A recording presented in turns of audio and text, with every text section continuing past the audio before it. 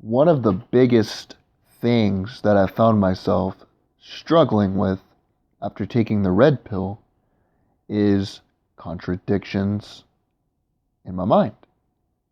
Like, for instance, the whole premise of taking the red pill is realizing that society, the government, the media, and most major institutions are put in place in order to control your mind. They're not put into place in order to help you succeed. But at the same time, you understand, if you study the brain, that the way it works is you have chemicals in your brain which are neurotransmitters, and they are transmitted through neurons. And that's how thoughts are formed. You have over 186 billion neurons, which is more than all the stars in the Milky Way galaxy.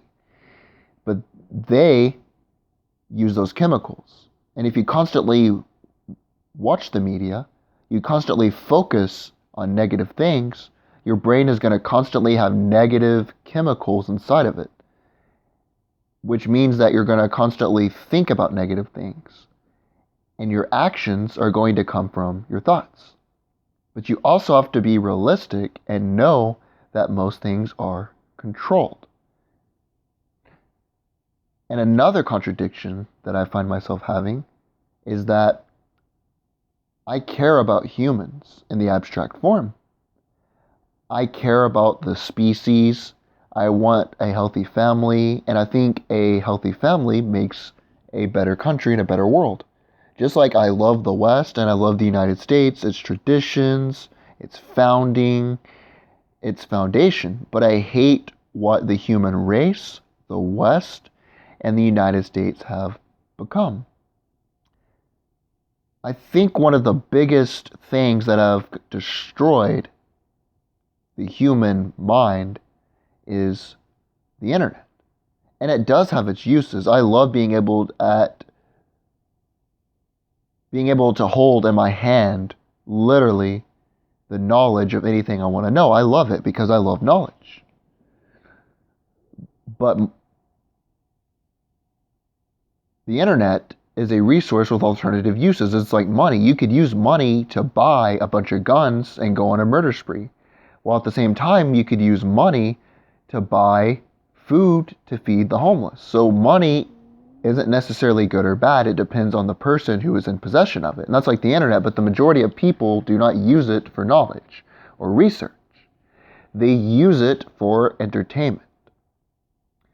And what the internet has done is it's made most people not live in reality. The average person is constantly checking their phone, constantly watching television, constantly on their Xbox, constantly on their iPod. And they don't focus on the world around them. What's crazy is nowadays, even though we're able to talk to millions of more people, we find ourselves more lonely. Most people talk to people in different states and countries, but they don't talk to people under the same roof, because that same person is on their social media or is watching Netflix, watching other people live their lives. So what do these things have in common? You're either talking to somebody who does not live near you when you have other humans around you, or you're watching other people do things instead of you yourself doing something. You see, you're wasting precious hours of your life. But also what it does is it creates a weak mind because you have instant gratification. In the older days, if you went out, even the days when I was younger, I'm not even that old, I'm in my early 20s. But if you went to Blockbuster to rent a film and you put it into the DVD player, if it was crap in the very beginning, you would sit there and wait for it to be good because you invested time in going to Blockbuster and you invested energy into picking out the right film. And if you don't like that film, then all you have left is movies that you've seen millions of times. But on Netflix, if you don't like the first 5 minutes of a show, you can just cut that off and you can watch something else, which stimulates your brain quicker. And it's the same thing with people and the same things with games. You take it or leave it. If you don't like something in the first couple seconds, then you're automatically going to get out of it. Because the average person's attention span is now that of a goldfish. And like I said, I was talking about neurotransmitters earlier. It is now easy to get pleasure, to get dopamine and euphoria. Back in the days before the internet, you actually had to go out and do something in order to get that chemical. You had to get euphoria, you actually had to go out and play a sport and achieve excellence. You had to go out and actually make good grades. You had to actually go out and talk to a girl face to face in order to get a date. But nowadays, you can get all of those things without even leaving your house. You can get euphoria and dopamine from playing Xbox rather than achieving something real and meaningful. And combine that with a short attention span, because doing something great takes time. If you study any of the greatest people at their craft, whether it's Mozart, whether it's Michael Jordan, whether it's Nikola Tesla, they would spend hours perfecting their craft and tuning their craft, tuning it like a fine wine, and it took hours and hours to do so. They had to have long attention spans, but the average human does not have an attention span to watch a 10-minute video, much less to be able to study something substantively like politics or science or history or anything of interest. So when you talk to them, it's a duplicitous thing, because not only are their attention spans too short to listen to you talk about substantive things, and they're also distracted by the devices in their hands and not living in the real world, but also at the same time, they are not able themselves to become an interesting person because they don't take time to read, to learn, and they don't take time to actually go out and do things, because the way to have interesting stories or something interesting added to the conversation is to either, one, be knowledgeable about a certain topic, or be able to do something like play the piano well or cook well or read about history, and that takes time, or to get off your ass and go out and live your life, which your phone stops you from doing. So because of the way society is constructed, I feel like when I'm talking to the average person, they're either not listening fully, because if you study the brain like I have, you can't multitask.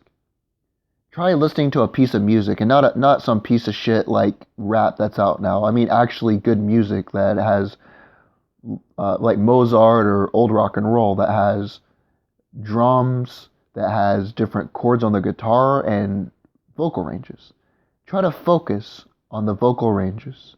Try to focus on the drums and the different chords. Why you are reading a book or why you are typing. You literally cannot focus on more than one thing at once, because that's the way our minds work. So the average person would not listen to me anyway if I was going to talk, here's why this tax policy is better than that. And historically, these are the tax policies which increase GDP. The average person is not going to listen to that. But you also factor in that if they do listen, I feel like I'm talking to a wall, because they have nothing stimulating to add to the conversation.